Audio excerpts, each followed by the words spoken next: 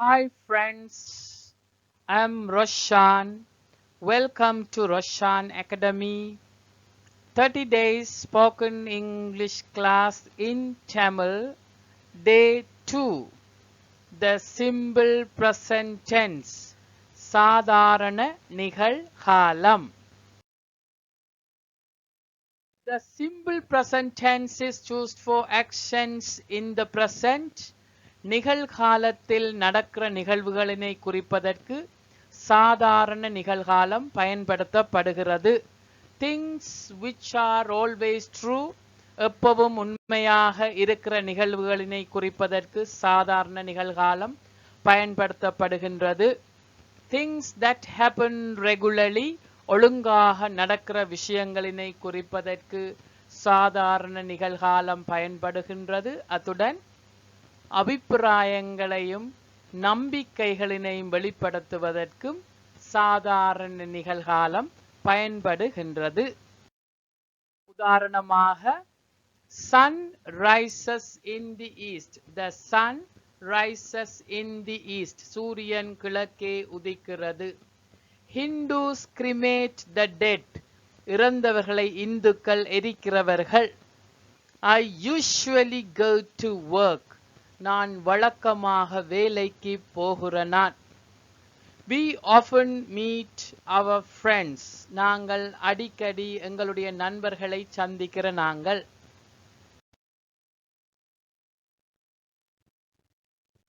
Simple present டென்ஸ்ல நேர் வாக்கியங்கள் positive இல்லாட்டி அஃபர்மேட்டிவ் சென்டென்சஸ் நோக்குவோம். உதாரணமாக, I eat.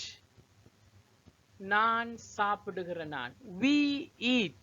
நாங்கள் சாப்பிடுகிற நாங்கள். You eat. நீங்கள் சாப்பிடுகிற நீங்கள். They eat.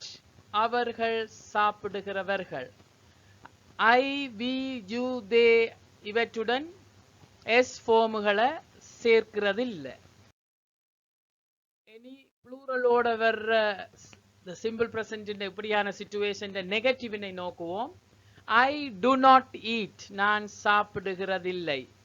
We do not eat. நாங்கள் சாப்பிடுகிறதில்லை. You do not eat. நீங்கள் சாப்பிடுகிறதில்லை. They do not eat. அவர்கள் சாப்பிடுகிறதில்லை.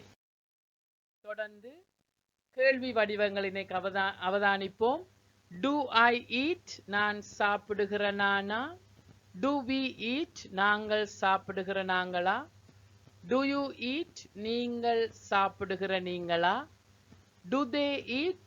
அவர்கள் சாப்பிடுகிறவர்களா? தொடர்ந்து ஒருமையோட வர்ற நேர் வாக்கியங்களினை கவனிப்போம். He eats. Our சாப்பிடுகிறவர். She eats. அவள் சாப்பிடுகிறவள். It eats. அது சாப்பிடுகிறது. தொடர்ந்து நெகட்டிவ் எதிர்மறை வடிவங்களினை கவனிப்போம். He does not eat. Our சாப்பிடுகிறதில்லை. She does not eat.